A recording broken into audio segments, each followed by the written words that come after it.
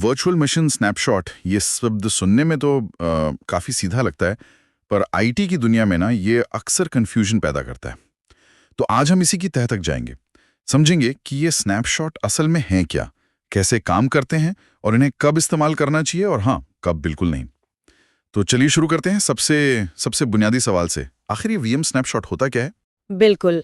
अगर आसान भाषा में समझाऊं तो वीएम स्नैपशॉट ना उस वर्चुअल मशीन की किसी एक खास पल में ली गई एक तस्वीर जैसा है। ये उस वक्त वीएम की हर चीज को कैप्चर कर लेता है। उसकी मेमोरी यानी रैम में क्या चल रहा था, उसकी डिस्क पर क्या डेटा था, मतलब उस पल तक जो भी बदलाव हुए थे। और हाँ, उसकी सेटिंग्स कैसी थीं, जैसे सीपीयू या रैम कितना सेट था। अच्छा, तो ये कुछ ऐसा हुआ कि जैसे हम कोई ज़रूरी डॉक्यूमेंट पर काम कर रहे हों और बीच में एक कॉपी सेव कर लें कि अगर आगे कुछ गड़बड़ हो जाए तो हम ठीक इसी पॉइंट पर वापस आ सकें। हाँ हाँ, काफी हद तक आप सही समझ रहे हैं।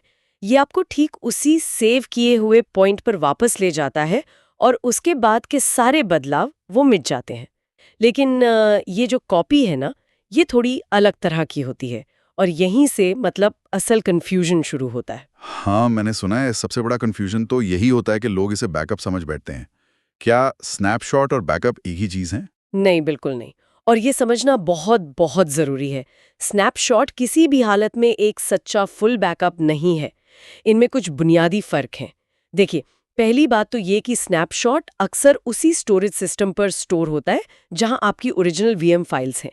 अच्छा। जबकि एक अच्छा बैकअप वो हमेशा कहीं और रखा जाता है, जैसे कोई अलग सर्वर हो, टेप हो या आजकल क्लाउड पर। ओहो, मतलब अगर मेन स्टोरेज में कोई दिक्कत आई तो वीएम के साथ साथ स्नैपशॉट भी गया। बिल्कुल, यही सबसे बड़ा रिस्क है।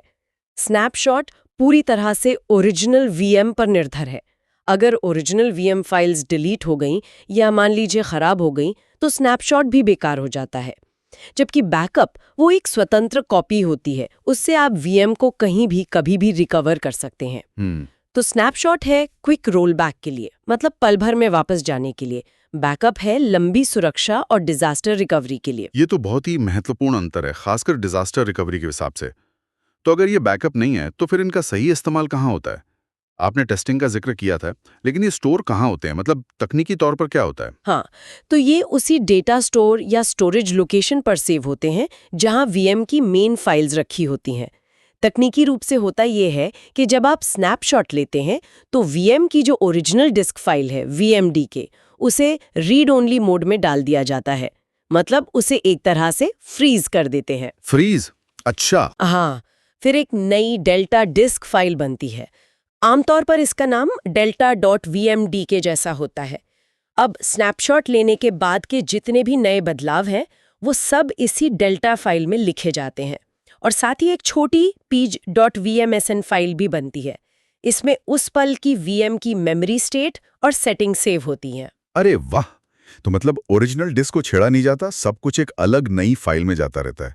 सुनने में तो ये काफी स्मार्ट तरीका लगता है, पर इसे कब तक ऐसे रखा जा सकता है? अब क्या कोई लिमिट है, कब तक चलेगा ये? हाँ, बिल्कुल लिमिट है।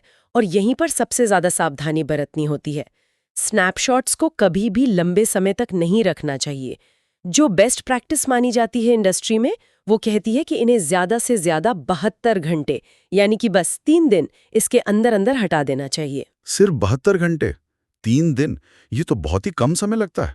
ऐसा क्यों? इसके पीछे क्या कारण है? कारण सीधा है, परफॉर्मेंस और स्टोरेज। जैसा मैंने बताया, सारे नए बदलाव डेल्टा डिस्क में जाते हैं, राइट? हाँ। तो आप स्नैपशॉट को जितना लंबा रखेंगे, ये डेल्टा फाइल उतनी ही बड़ी और बड़ी होती जाएगी। इससे दो बड़ी दिक्कतें आती हैं। एक, ये बहुत ज़्यादा स्टोरेज खा सकती हैं, खासकर अगर वीएम पर काफ़ी एक्टिविटी हो रही हो। और दूसरा, जो शायद ज़्यादा ज़रूरी है, वीएम का प्रदर्शन धीमा हो जाता है। सोचिए, वीएम को अब डेटा पढ़ने के लिए ओरिजिनल डिस्क को भी देखना है और इस लगातार बढ़ती हुई डेल्टा डिस्क को भी देखना पड़ता है। अच्छा, मतलब डबल काम हो गया। हाँ, एक तरह से ये ऐसा है जैसे किसी किताब के हर पेज पर आपने सैकड़ों पोस्टेड नोट्स चिपका दिए हों। अब आपको कोई जानकारी ढूंढनी है तो पहले किताब पढ़नी है, फिर वो सारे नोट्स भी देखने पड़ रहे हैं। इससे वीएम स्लो हो जाता है, डिस्क आईओ बढ़ जाता है और लंबे समय तक रखे स्नैपशॉट्स में ना डेटा करप्शन या खराबी का खतरा भी बढ़ जाता है। डिलीट करने में भी दिक्कतें आ सकती हैं। समझ गया, समझ गया। तो ये वाकई स्टिकी नोट्स की तरह हैं। तुरंत याद दिलाने या कोई छोटी-मोटी गड़बड़ी ठीक करने के लिए तो बढ़िया है, पर आप पूरी किताब की जगह इन नोट्स पर निर्भर नहीं रह सकते। तो फिर इनके सबसे सही उपयोग क्या है? मतलब कहाँ इस्तेमाल करें इन्हें? बिल्कुल सही समझा आपने। इनका सबसे अच्छा इस्तेमाल है पहला, पैचिंग या अपग्रेड करते समय। कोई सॉफ्टवेयर अपडेट करना है या सिस्टम पैच लगाना है, उससे ठीक पहले स्नैपशॉट ले लो। अगर अपडेट में कोई प्रॉब्लम आती है तो फौरन पुरानी स्थिति पर वापस जा सकते हैं। बहुत आसान। हाँ, ये तो बहुत काम का है। दूसरा, कॉन्फ़िगरेशन टेस्टिंग के लिए। मान लीजिए कोई नई सेटिंग बदल कर देखनी है या कोई नया सॉफ्टवेयर इंस्टॉल करके टेस्ट करना है। स्नैपशॉट लें, बदलाव करें, टेस्ट करें। अगर सब ठीक नहीं लगा तो बस स्नैपशॉट पर वापस चले जाएं, कोई नुकसान नहीं। ओके। और तीसरा, कुछ एडवांस्ड बैकअप टूल्स भी इनका इस्तेमाल करते हैं। बैकअप लेने की प्रक्रिया के दौरान वो बहुत थोड़े समय के लिए, मतलब कुछ सेकंड या मिनट के लिए स्नैपशॉट लेते हैं। ऐसा वो इसलिए करते हैं ताकि उन्हें वीएम की एक स्थिर, कंसिस्टेंट स्थिति मिल सके बैकअप के लिए। लेकिन वो इसे काम होते ही तुरंत हटा भी देते हैं। ठीक है, तो अब तस्वीर काफी हद तक साफ हो गई है। वीएम स्नैपशॉट्स जो हैं वो किसी गड़बड़ी से तुरंत पहले की स्थिति में लौटने के लिए एक शक्तिशाली टूल जरूर हैं, लेकिन ये किसी भी तरह से बैकअप का विकल्प नहीं है। बिल्कुल नहीं। और सबसे जरूरी बात, इन्हें बहुत सावधानी से मैनेज करना चाहिए। खासकर वो 72 घंटे वाली लिमिट तो जरूर ध्यान में रखनी चाहिए। बूथ भरोसेमंद बैकअप रणनीति ही एकमात्र सही रास्ता है। टेक्नोलॉजी बहुत उपयोगी होती है, इसमें कोई शक नहीं, लेकिन तभी जब हम उसकी सीमाओं को भी अच्छी तरह समझते हों।